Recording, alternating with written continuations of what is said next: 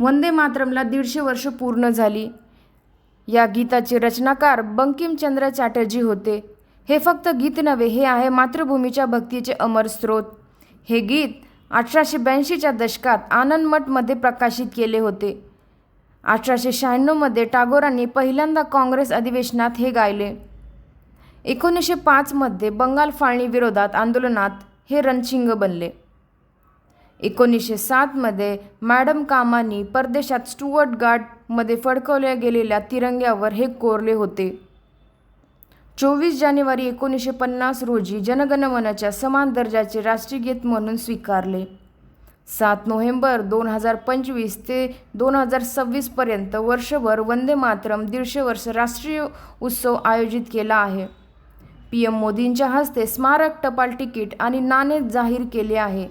हे गीत एकता आणि विकसित भारताच्या ध्येयाची प्रेरणा आहे. वंदे मातरम,